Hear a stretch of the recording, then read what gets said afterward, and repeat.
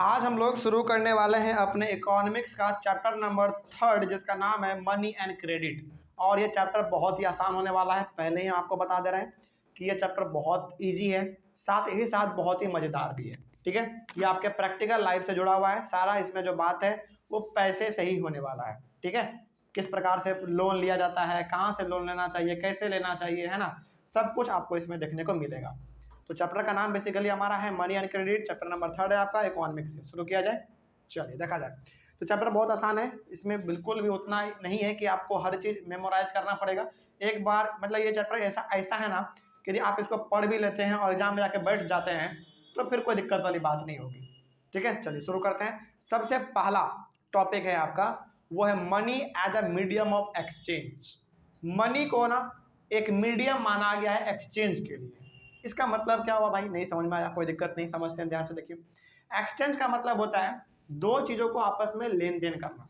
जैसे हमने आपसे कुछ ले लिया, आप या फिर आपने हमसे कुछ ले लिया, तो ये क्या हो गया, हमारा एक्सचेंज हो गया, है ना। तो इस एक्सचेंज के बीच में हमारा क्या आता है, एक मीडियम मनी आता है, क्योंकि मनी के द्वारा ही आप किसी चीज को एक्सचेंज कर सकते हैं। फॉर एग्जाम्पल, मान लीजिए आपको पिज्जा खाने का मन किया, आप पिज्जा के दुकान पे गए, आपने पैसा दिया, उधर से पिज्जा आपको दिया, आपने पैसा दिया और उसने आपको पिज्जा दिया, तो आपने क्या किया, एक्सचेंज किया ना, यानी कि आपको पिज्जा मिल गया, उसको पैसा मिल गया, तो ये एक्सचेंज हुआ, है ना। और ये एक्सचेंज क्यों हो पाया, क्योंकि आपके पास पैसा था।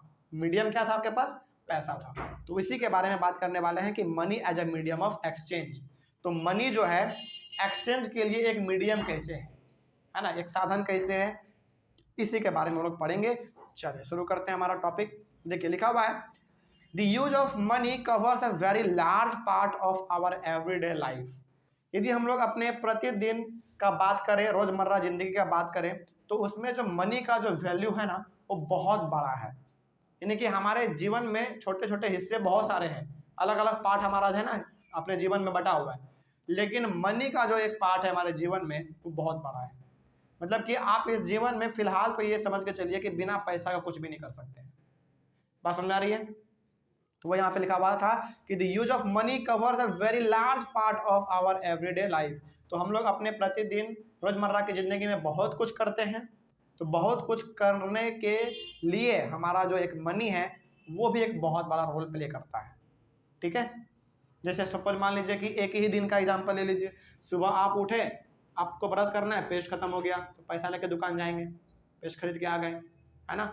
उसके बाद फिर आपको स्कूल जाना है, स्कूल बस लेट हो गया, है ना, कैब करके जाना है आपको, कैब, उसमें पैसा लगेगा। आना है, आते वक्त आपने रास्ते में देख लिया है बहुत बड़ा ठेला लगा हुआ है, उस पर मोमोज बिक रहे हैं, उसको खाना है तो पैसे उसमें लगेंगे आपको। यानी कि सुबह से लेकर शाम तक आप कहीं ना कहीं पैसों से ही घिरे हुए रहते हैं, है ना, लेन देन इसका होता रहता है।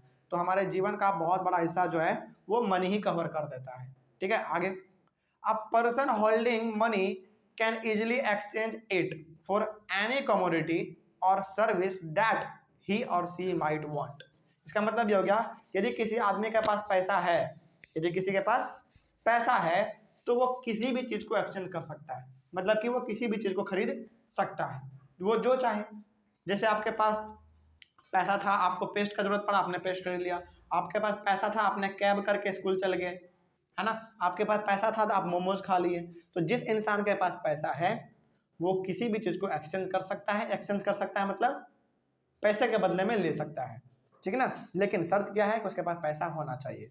ठीक है, आगे बढ़ते हैं। अब जब आप एनसीईआरटी को ध्यान से पढ़ेंगे ना तो आपको एक टर्म मिलेगा पूरा का पूरा, डबल कोइंसिडेंस ऑफ वांट्स।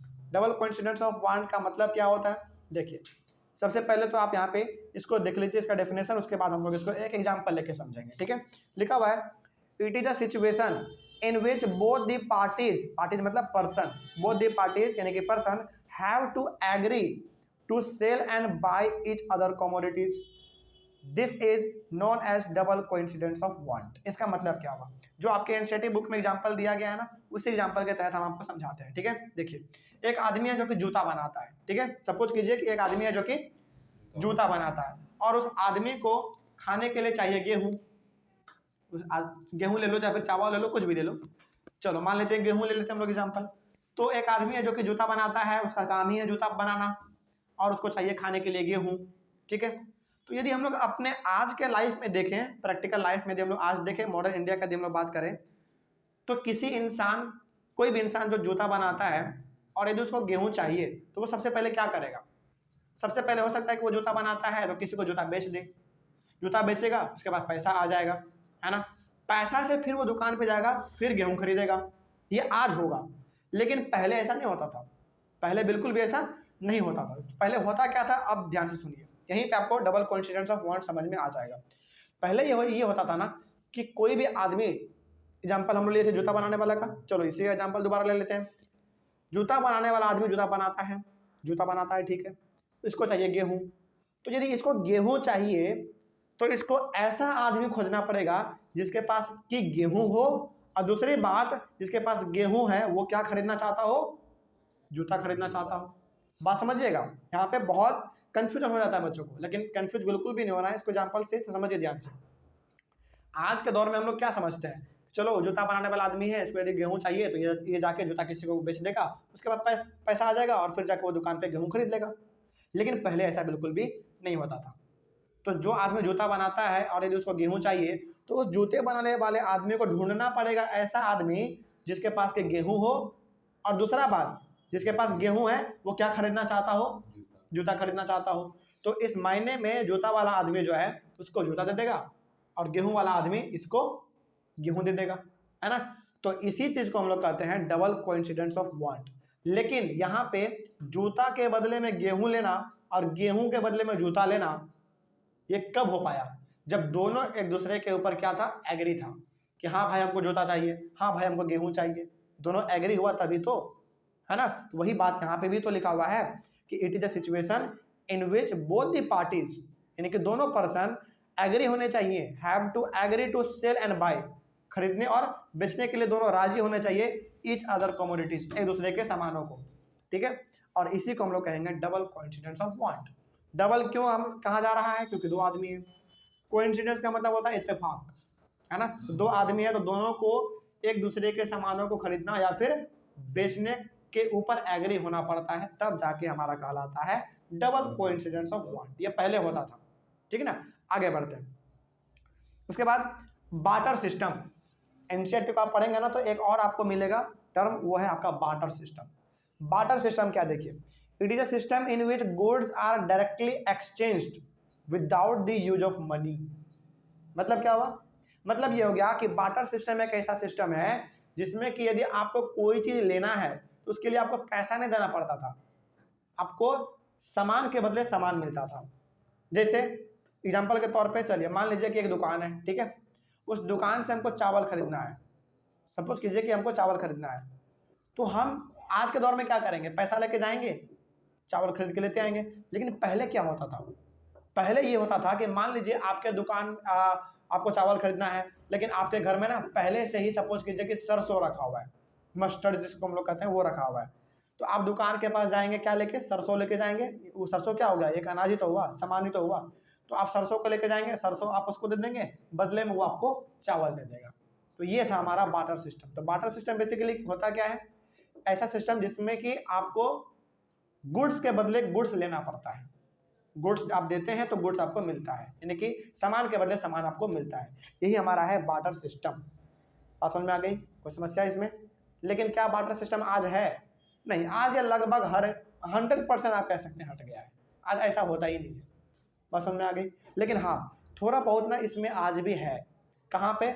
हमारे गाँव में ये चीज़ होता है। आपके गाँव में है कि नहीं, इस चीज़ को आप कमेंट करके बताएंगे। ऑनलाइन वाले प्लस ऑफलाइन तो आप लोग अभी बताएंगे, और ऑनलाइन वाले बच्चे आप लोग ये बताएंगे कि बार्टर सिस्टम आपके गांव में या फिर आपके आसपास में कहीं पे है कि नहीं। हमारे गांव का कहानी बताते हैं।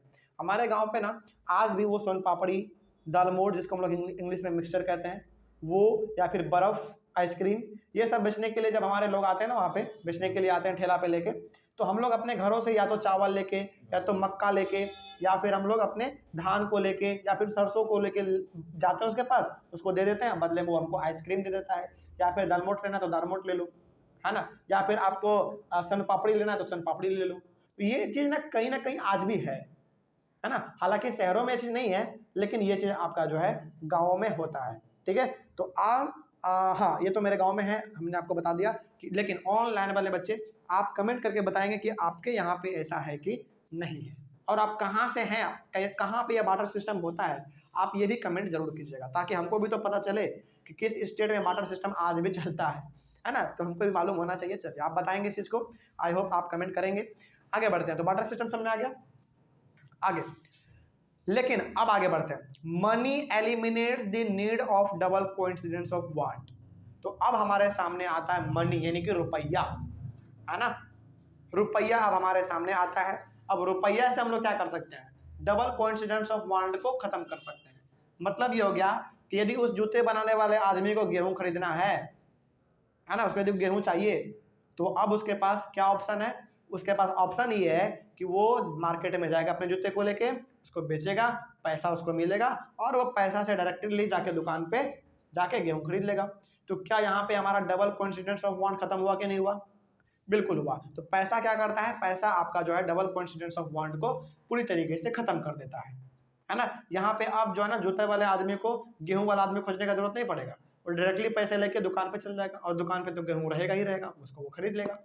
ठीक है, ये बात होता है। आगे, तो क्या अब हम लोग यहाँ पे कह सकते हैं कि thus money acts as an intermediate in the exchange process, so it is called a medium of exchange.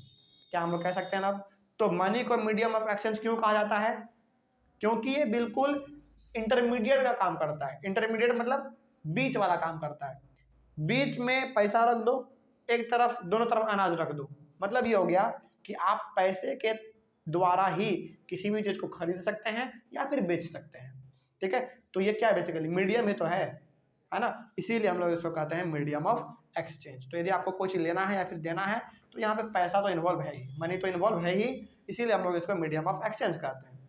तो जो आपका मेन हेडिंग था उसका मतलब समझ में आ गया, उसमें आपने क्या पढ़ा वो भी समझ में आ गया, प्लस दो इंपॉर्टेंट टर्म के बारे में आपने समझा, दो इंपॉर्टेंट कॉन्सेप्ट के बारे में आपने समझा, डबल कोइंसिडेंस ऑफ वांट और बार्टर सिस्टम। ठीक है, चलिए अगले वाले क्लास में हम लोग डिस्कस करेंगे मॉडर्न फॉर्म्स ऑफ मनी के बारे में। ठीक है, चलिए, थैंक यू वेरी मच।